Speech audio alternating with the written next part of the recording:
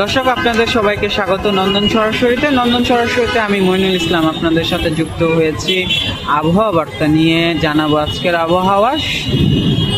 ঢাকার আবহাওয়ার কথা যদি বলি, আজকে সকালটা ঢাকাবাসীর একটু ভ্যাপসা গরম দিয়ে শুরু হলেও দুপুরে যে স্বস্তির বৃষ্টি হয়েছে, সেই স্বস্তির বৃষ্টিতে প্রাণ ফিরে পেয়েছে ঢাকাবাসী। চলছে গ্রীষ্মকালে যে ভ্যাপসা গরম, সেই ভ্যাপসার গরমের অনুভূতি ছিল কিন্তু বেশ কিছুদিন।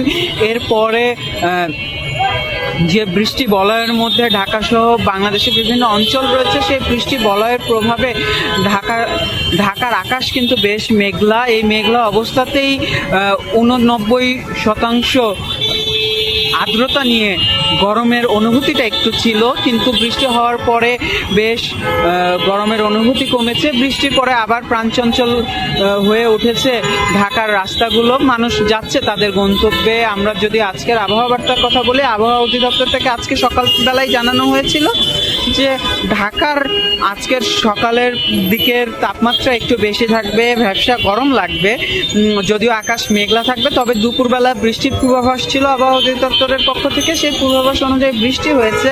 আজকে সকাল 6টা বাজে তাপমাত্রার সর্বনিম্ন রেকর্ড করা হয়েছে 24.2 ডিগ্রি সেলসিয়াস, সর্বোচ্চ তাপমাত্রা 29.2 ডিগ্রি, দুঃখিত প্রিয় দর্শক, সর্বোচ্চ তাপমাত্রা 32 ডিগ্রি সেলসিয়াস আবহাওয়া অধিদপ্তর থেকে জানানো হয়েছে। ঢাকায় বজ্রসহ বৃষ্টি হতে পারে, আমরা বিদ্যুৎ চমকাতেও দেখছি কিছুক্ষণ পর পর।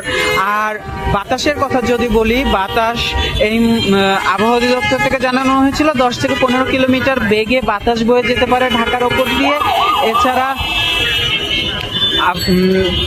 আজকের বাতাসের কোয়ালিটির কথা যদি বলি ঢাকার, তাহলে আজকের ঢাকার বাতাসের কোয়ালিটি 169 স্কোর নিয়ে পৃথিবীর দ্বিতীয় দূষিততম বাতাস। অর্থাৎ আজকের ঢাকার বাতাস খুবই অস্বাস্থ্যকর। এয়ার ইন্ডেক্সের তথ্য অনুযায়ী এই ঢাকার বাতাসে যে ক্ষতিকর ধুলোকণা, সেটির পরিমাণ বেশ বেড়েছে, যার কারণে বাতাসের কোয়ালিটি, বাতাসের মান অনেকটাই কমে গেছে। এই বাতাসে শ্বাস প্রশ্বাস গ্রহণ করা স্বাস্থ্য ঝুঁকি সৃষ্টি করতে পারে।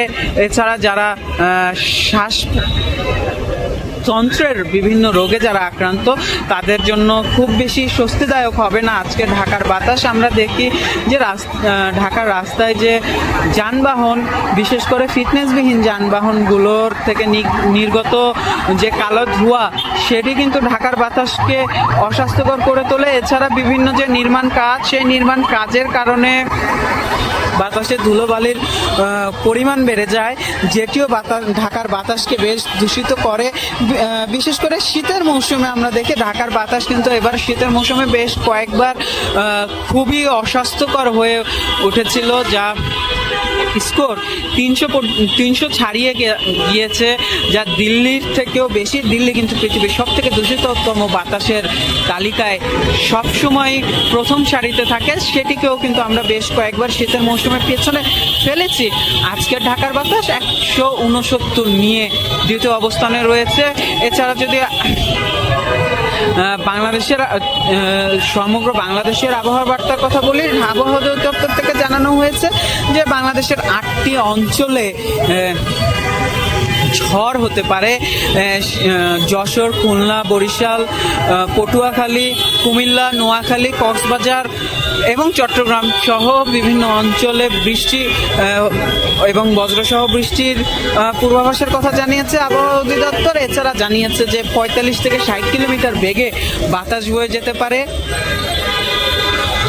মৌসুমি বায়ুর প্রভাবে কিন্তু আমরা প্রতি বছরই এই সময়টাতে ঝড়ের দেখা পাই। বিশেষ করে দক্ষিণাঞ্চলে, বাংলাদেশের দক্ষিণাঞ্চলে ঝড় হয় মাঝে মাঝে, সেটি বেশ ক্ষয়ক্ষতির কারণও হয়ে দাঁড়ায়। যদিও এখন পর্যন্ত এরকম ঝড়ের দেখা আমরা পাইনি, তবে বঙ্গোপসাগরে সৃষ্ট লঘুচাপ রয়েছে, সেই লঘুচাপের প্রভাবে এই ঝড়ের সৃষ্টি হয়েছে বলে আবহাওয়া অধিদপ্তর থেকে জানানো হয়েছে। এছাড়া আবহাওয়া অধিদপ্তর এই ঝড়ের কারণে এসব অঞ্চলের নদীবন্দরগুলোকে 1 নম্বর সতর্কতা সংকেত দেখিয়ে যেতে বলা হয়েছে। আমি আবারও বলি, 1 নম্বর সতর্কতা সংকেত দেখিয়ে যেতে বলা হয়েছে।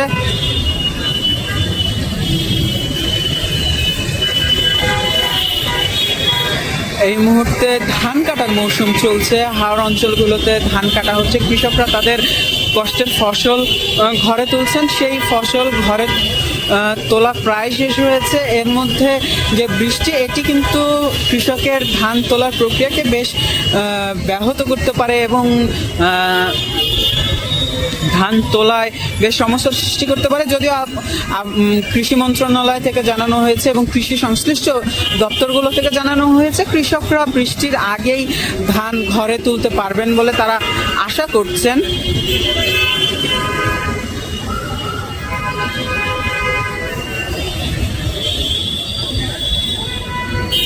ঢাকাবাসীর যে কংক্রিটে ঘেরা জীবন, সেই কংক্রিট ঘেরা জীবনে যে রোদের তাপ, সেটি কিন্তু কংক্রিটের কারণে তাপমাত্রা আরেকটু বাড়িয়ে দেয়। সেই কংক্রিট ঘেরা জীবনে একটু বৃষ্টির পরশ কিন্তু স্বস্তি এনে দেয় ঢাকাবাসীর জীবনে। অনেককেই আমরা দেখি প্রকৃতির কাছে ফিরে যেতে ঢাকাবাসীকে। অনেকেই বৃষ্টিতে ভেজেন, অনেকেই বৃষ্টি বিলাস করেন। যদি কবির ভাষায় বলি, অনেকেই বৃষ্টি বিলাস করেন, অনেকেই বৃষ্টিতে নিজেকে বিলিয়ে দেন। তেমনই একটা দৃশ্য আজকে দুপুরেও যখন বৃষ্টি হয়েছে, সে আমরা কিন্তু দেখেছি। যদিও এই বৃষ্টি কর্মমুখী মানুষের যারা কাজ করেন তাদের জীবনে একটু ভোগান্তির সৃষ্টি করে, তবুও এই বৃষ্টি কিন্তু সবারই কাঙ্ক্ষিত। সেই বৃষ্টি কিন্তু হয়েছে। বৃষ্টি হওয়ার পরে ঢাকার রাস্তা আবার প্রাণচঞ্চল হয়ে উঠেছে। আমরা এই মুহূর্তে ফোঁটা ফোঁটা বৃষ্টি দেখছি, খুবই অল্প পরিমাণে হচ্ছে। আকাশের কথা যদি বলি, ঢাকার আকাশ কিন্তু এখন পর্যন্ত বেশ মেঘে ঢাকা। সূর্যের দেখা কিন্তু খুব একটা পাওয়া যাচ্ছে না, ঘন কালো মেঘে ঢাকা। মাঝে মাঝে সূর্য একটু মেঘের আড়াল দিয়ে নিজের উপস্থিতি জানান দিচ্ছে, তবুও সেটা খুবই ক্ষণস্থায়ী। আমি যেখানে দাঁড়িয়ে আছি, ক্যামেরায় যদিও ধরা পড়ছে না, তবে কিন্তু ফোঁটা ফোঁটা বৃষ্টি পড়ছে। সেই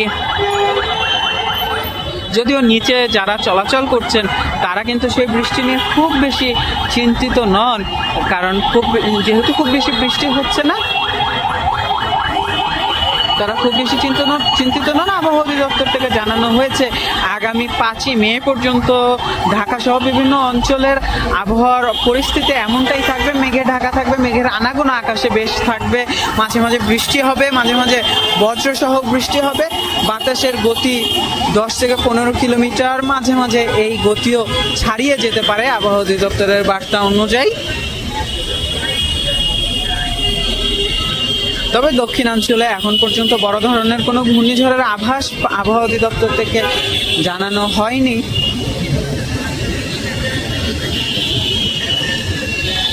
এই ছিল আমার কাছে দুঃখিত প্রিয় দর্শক, এই ছিল আমার কাছে আজকের আবহাওয়া বার্তার সর্বশেষ। এতক্ষণ আমাদের সাথে থাকার জন্য ধন্যবাদ। নন্দন টিভির ইউটিউব চ্যানেলটি সাবস্ক্রাইব করতে ভুলবেন না, ফেসবুক পেজটি লাইক করতে ভুলবেন না।